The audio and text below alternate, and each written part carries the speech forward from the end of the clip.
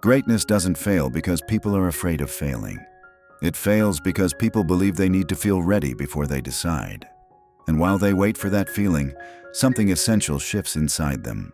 Quietly, almost unnoticed, but permanently. In Japan, they would say this: a path is not created by thinking about it. A path exists only when you walk it.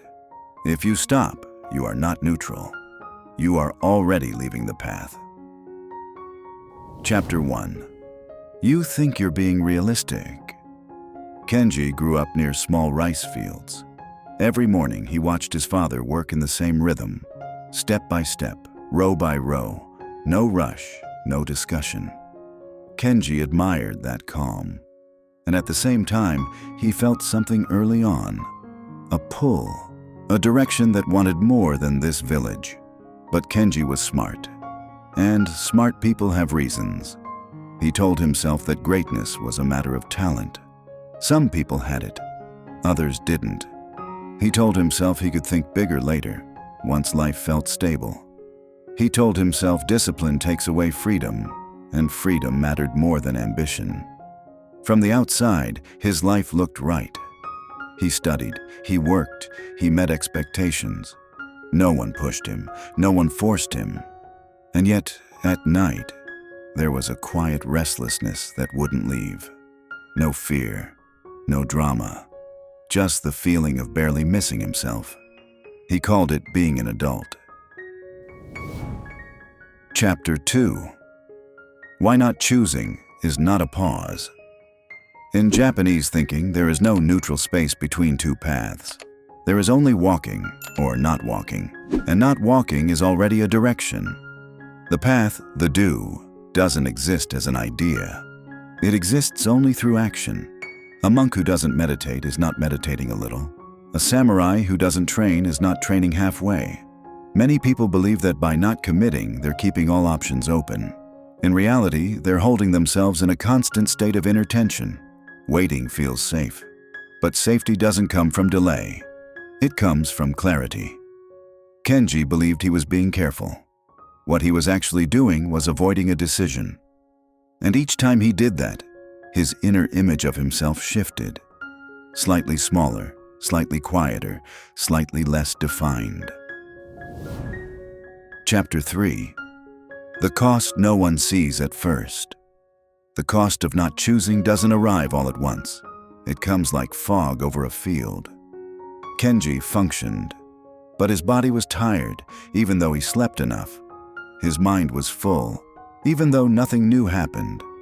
He understood a lot, he reflected a lot, and that made it worse. High self-awareness combined with low action creates a very specific kind of guilt. Not loud guilt, quiet guilt, the kind that hums in the background. Many people live exactly like this. They don't say they're suffering. They just say something feels off. They keep explaining their life to themselves, even though no one is accusing them. This isn't a personal weakness. It's a system error. Chapter 4. Resistance is not a signal to stop. In samurai training, resistance is not a warning. It's a marker. When practice becomes difficult, you're touching the edge of your old form. That's where training begins. In the West, inner resistance is often treated as truth. If it feels heavy, we assume it's wrong. If it feels uncomfortable, we think it's not who we are. But resistance only shows that something new is forming. It says nothing about whether it's right or wrong. Kenji treated resistance as intuition. In reality, it was habit defending itself. Every new form threatens the old order, and the old order always fights back. If you don't understand this, you'll wait your entire life for a feeling that never comes. Chapter 5. Why form comes before freedom. In a Zen monastery, everything begins with form. How you sit, how you walk, how you breathe. Not because these things are special, but because form creates stability. Form relieves the mind. When the body knows what to do, the mind can stop negotiating. Discipline is not harshness. Discipline is the end of inner debate. Kenji believed freedom meant deciding every day. What it actually meant was doubting every day.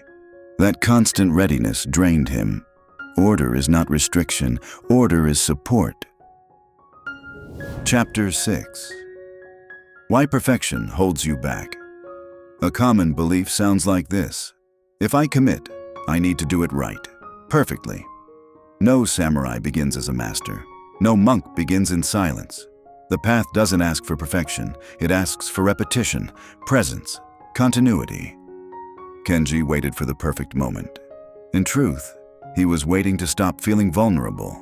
But vulnerability doesn't disappear through waiting. It disappears through practice. Chapter 7. What not choosing does to your identity.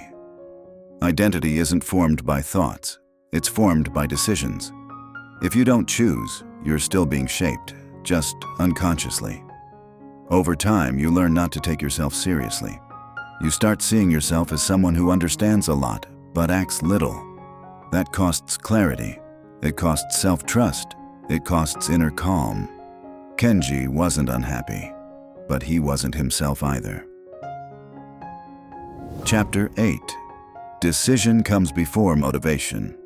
In Japan, the order is clear. Posture before feeling. Action before motivation. You don't wait to feel brave, you act, and bravery follows. Kenji finally understood that he didn't need courage to begin. He needed to begin to develop courage. He didn't make a dramatic vow. He chose a form, a fixed practice, a clear time, no daily discussion. Chapter 9. Why everything starts to change. The change wasn't loud. It was quiet. The restlessness faded. Not because things became easy, but because the direction was clear. Clarity saves energy. When the path is set, the mind stops checking, like a monk sweeping the garden each morning, not from force, from order. Chapter 10. Greatness is a side effect. Greatness is not a goal. It's a side effect. It appears when someone stops negotiating with themselves. When someone walks the path even on days without inspiration, without mood, without excitement. Discipline is not what you do. It's what you no longer negotiate. Most people never notice the exact moment this cost becomes permanent. There is no warning, no signal, no dramatic failure. It happens quietly when not choosing turns into a habit, and the habit turns into identity. At that point, life doesn't feel wrong enough to escape it, but never right enough to fully inhabit it. That is why so many people stay exactly where they are. Not because they can't move, but because they slowly forget that moving was ever an option. Kenji realized that not choosing had cost him years. Not loudly, not visibly, but deeply. Choosing now required effort, but it no longer cost him his identity. And this is where the path divides.